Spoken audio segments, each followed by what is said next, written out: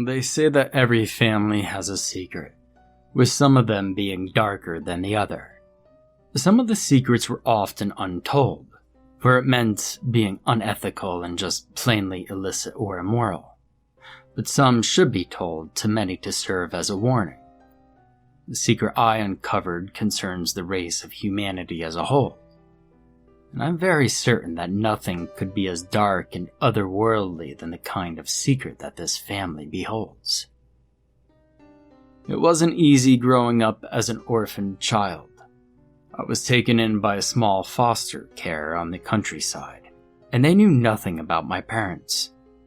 My early childhood life was a constant struggle of self-importance and desire for belongingness. My identity was a mystery that soon became irrelevant. My issues were common to a child who had nowhere to begin and nothing to look forward to. A kid who knew nothing about himself would soon develop a void in his heart and unsurmountable questions that only lingered as he grew older. In order to fill this void, foster parents would take in some of the children weekly for a day or two. These short-term respite cares were meant to introduce the kids like me to a life of having a family, even just for a while, and also to provide some day-offs for the volunteers at the center. For a few kids, these temporary families were sort of a trial. The child who was taken in could potentially be adopted for good, which was pretty much the ideal scenario for anyone who wanted to have a better life with a good setup to start anew. I had a fair share of experience with this matter, but while most of them were naturally good-hearted folks, their status and situation were mostly unfit to be an ideal candidate for a permanent home. Some were only there just to say that they did something good for others, while some just simply didn't want me as a kid. And I deeply appreciated these people who took me in temporarily and spared their precious time to care for me. But it has gotten pretty repetitive and somewhat belittling after a couple of years. The sympathy that these people felt for me were mostly sincere and heartwarming, but you could only want so much of it until you wish for a connection that was more genuine. Now, a well-dressed family started to visit the center almost regularly. The Gray Wardens was a small family of 3. The manner of their speech seemed like they were well-cultured, or rather very aged.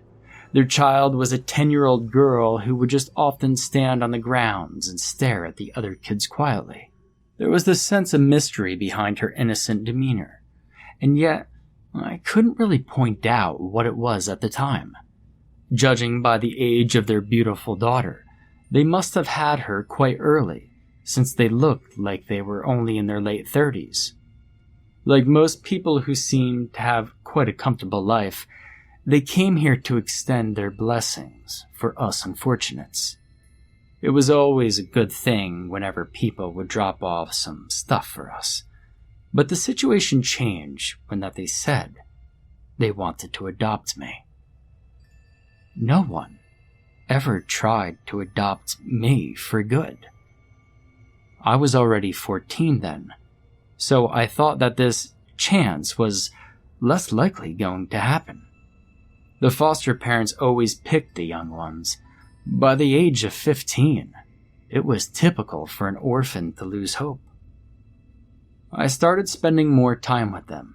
They visited me regularly, then take me in during the weekends. Some of the orphan kids even envied me for the kind of attention I was getting. Their house was pretty decent.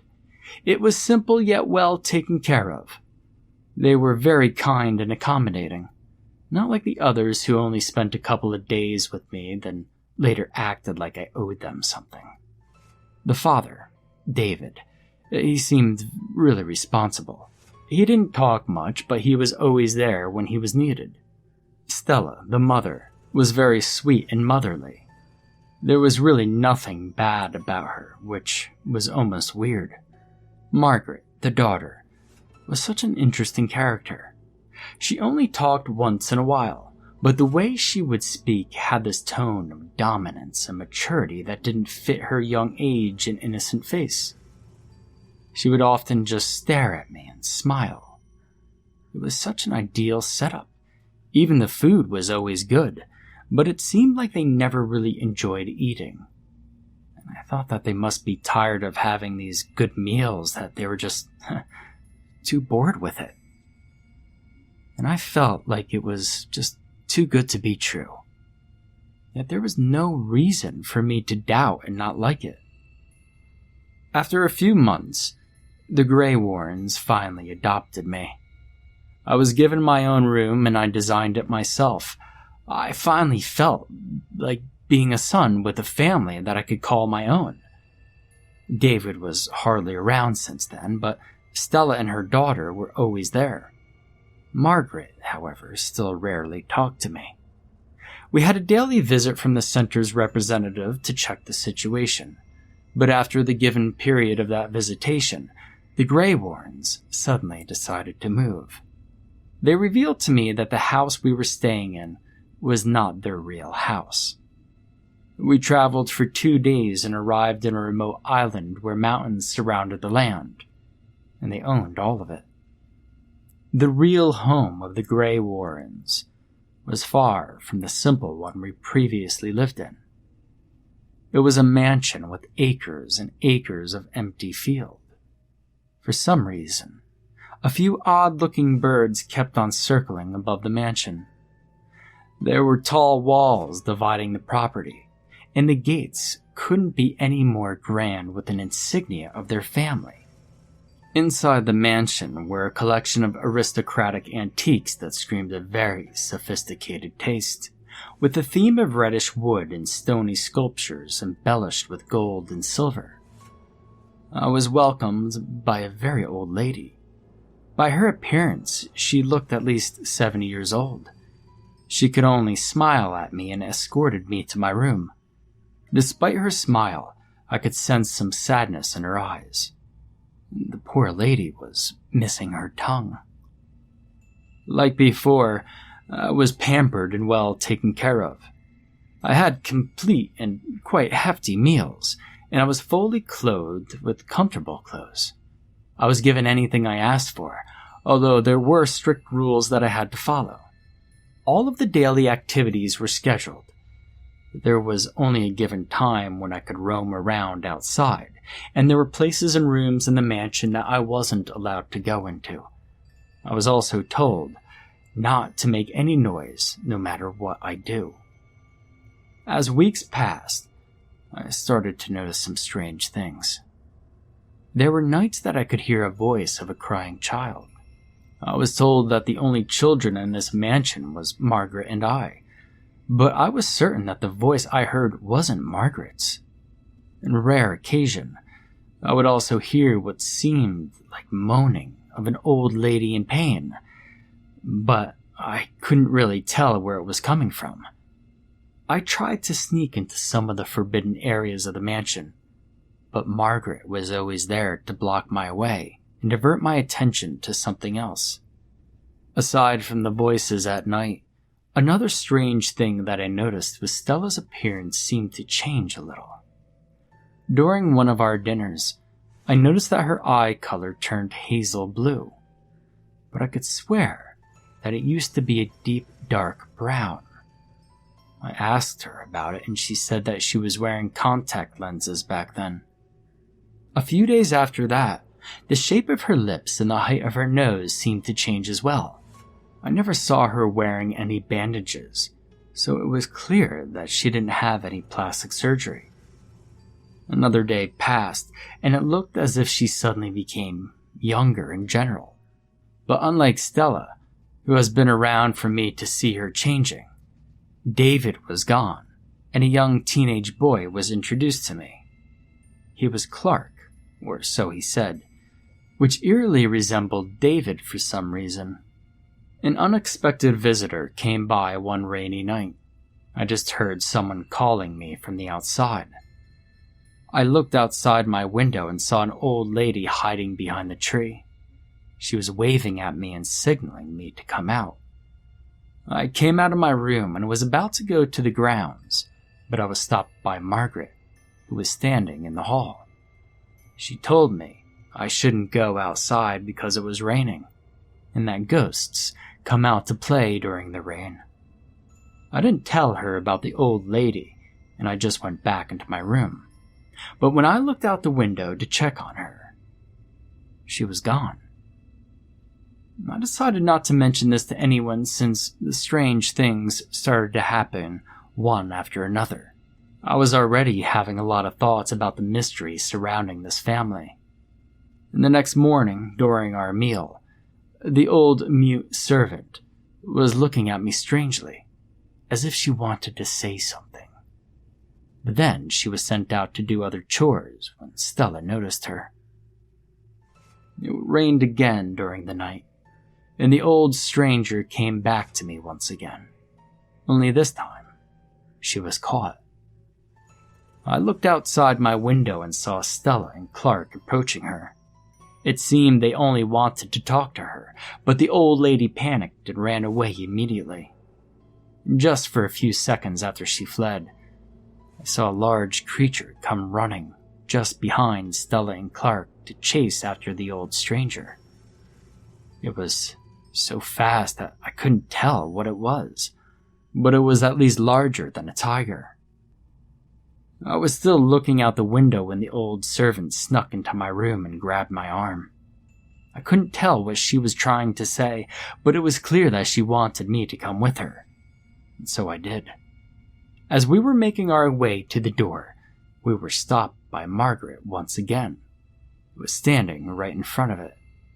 It was as if she always knew what I was about to do. She asked where we were going and stared at the servant with such hate.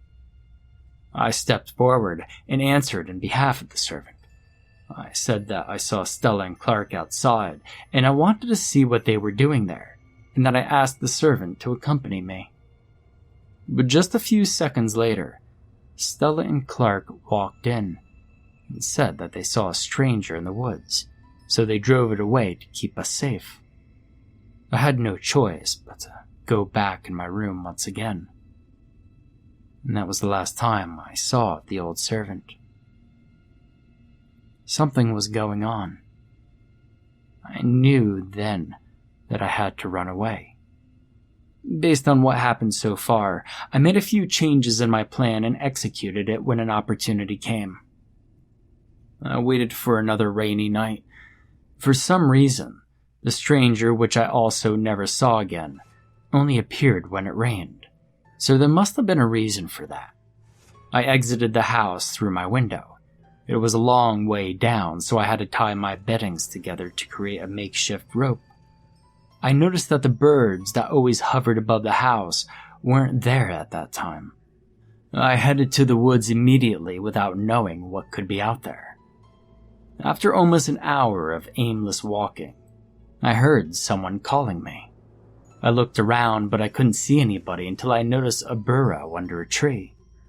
It was an old man. He waved at me, and so I went closer. He guided me through the burrow, and I realized that it was a network of tunnels. After a while of crawling, we finally surfaced near a river where a boat was waiting. I wanted to ask where we were going, but just like the servants, the tongue of the old man was cut off as well. After roughly an hour on the boat, we went inside a cave that connected to the river. In there was a small community of older people, and a lady approached me as we set our foot onto the cave floor. Luckily, this one could talk. She asked me how old I was. I was turning 15 at the time, and I was baffled by the things that she said to me next. At the age of 15, the children would be sacrificed to the eldest of the Gray Wardens. Every year, they would take a number of children from different parts of the world and bring them here to make sure that they were healthy before the time comes. She believed that the Greywarrens had been around for centuries, trying to keep up with the times and evolving when necessary. This lady was the oldest person in this community. She had to have been in her early 80s, but she told me she was just 25 years old. She was living inside this cave for a decade, and she was the first to rescue the others who were left in the woods to eventually die. Those who were chosen to serve the household had their tongues removed so that they couldn't tell the next victims anything. Some managed to survive, like them, but mostly became food for the hounds. The Great Mother, the eldest of the Greywarrens, could suck out the youth of a child in order to lengthen her life, and through her, the other members could also live somewhat mortally. Stella, who was the youngest and perhaps the weakest of the family, was David's younger sister, and since the last sacrifice, David's youth was brought back to him, and was now called Clark. Stella was still learning how to manipulate her body, and was perhaps fed inadequately, thus the poor and rather slow transformation, which I easily noticed as it was happening. She was somewhat treated poorly by the family because of her warm connection to the kids they took in. They were wary of her loyalty as they suspected that she was starting to have feelings for the children. To my surprise, Margaret, who was introduced to me as their 10-year-old daughter, was the eldest of the three. This young, clever girl must be at least 100 years older than the two, and she was the one that they were deeply terrified of. She was once angered by one of the servants when he spilled something on her dress, and she tore him into two effortlessly. The old servant that tried to help me escape must have met the same fate. She told me that there are 4 more children staying inside the mansion with me, but there were only 2 left alive. They suspected that I would be the one to be sacrificed next. They could only come near the house whenever it rains. This was the only time when the birds weren't around to serve as the Greywarrens' eyes from above. And the old lady who tried to rescue me was killed off by one of the hounds who also served under them. These creatures they referred to as hounds were far from the likes that mankind could recognize. These were large, muscular beasts that could move exceptionally swiftly. They would often be sent out to hunt those who dared to approach the grounds, which they would shred to pieces with their large claws and sharp fangs. They wanted to help me run away with the boat that they made, but I declined. After hearing what was really going on, I wanted to save the one remaining child, and all these poor fellows as well. I had no clue how to pull it off, but I felt like something must be done. I decided to go back to the mansion. It was a stupid decision, but I had to. I marked the tree where the tunnel was so I could easily recognize it later on, and I got back to the mansion and climbed back up to my room. Without me knowing, some of the survivors followed me back. They started making noise to distract the Greywarrens' household. In some ways, it worked. I was able to sneak out of my room without getting caught, and I checked the other rooms as quick as I could. As I checked on the rooms, I could hear what was happening outside. I took a quick peek out the window and saw the hounds ravaging the poor survivors mercilessly. Their limbs were being pulled off while Clark was just standing there as it happened. I was finally able to locate the other child. She was a young girl about the same age as me.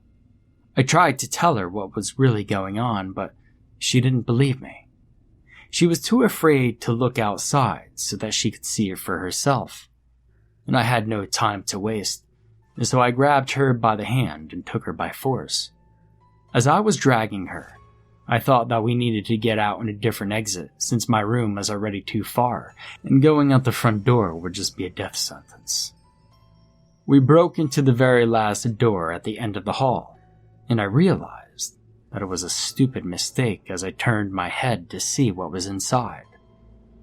Laying on the bed was a grotesquely misshapen being. The number of disproportionately long limbs hanging at the sides of the bed and slithering at the floor. It was the Great Mother, the eldest of the Gray Wardens. Her skin was swollen and pale, dripping from her hardly recognizable face. She gazed at us with her white eyes, but it appeared that she could no longer see. I covered the young girl's mouth as I saw that she was about to scream. She finally realized what I was talking about, so she followed me as we slowly backed off and exited the room. There was no other choice. We had to run back to my room, where my makeshift rope was already prepared. It was the only easy way out. We slowly climbed down and went back to the forest. I wanted to help the survivors who came with me, but I knew that there would be no hope for them, and I would only be putting the life of the young girl and myself in danger. I led the way and we crawled back to the tunnel. Like before, the boat was there waiting for us at the river. We took the boat and went on our way. But as we entered the cave that sheltered the survivors, all that was there was a haunting image of a massacre. They were all murdered, disembodied, with their blood showered all over the cave walls. And standing right at the center of this hellish scene was a young child covered in blood, smiling. It was Margaret. She must have followed me when we first came here. I was to blame for this nightmare. I led the devil right to the home of the people who tried to help me. As she was slowly walking towards us, with the malicious grin of a demon in the face of a young child, I knew that we had met our end. But an unexpected person suddenly appeared. An unexpected aid. Coming from behind, she pushed Margaret harshly against the wall and she fell to the ground. It was Stella. She tossed us the key to one of their boats and told us where it was docked. As Margaret was getting back on her feet, Stella told us there was no way that she could defeat her. She told us that she could only try to buy us some time so that we could escape. I could see in her face that she was about to sacrifice her own life, as a single tear shimmered from her eyes. We wasted no time. We located the dock and took one of the Greywarrens' boats. We both didn't know how to operate it, and so we just sailed as far as it could take us. Luckily, another boat passed by us eventually and brought us to the nearest land. I went back to the orphanage, and I brought the young girl with me. Many people sacrificed their lives just so that they could save the two of us. Unfortunately, not a single person believed our story, and I couldn't blame them. The secret of the Gray Wardens family remained a secret since the truth was too much for anyone to handle. I just hoped that the story could serve as a warning. There is an island out there, owned by a family that has survived the tides of evolution and change. And they survived this long because they were more than capable of doing it. They did not belong to the cycle. They're pretty much above it. I was later on adopted by another family, and I would meet up with Ivory, the other survivor, once in a while. We chose not to talk about our past, so that we could move on without being haunted by the memory of it. But even so, it doesn't change the fact that the Gray Wardens are still out there, still feeding off of innocent children.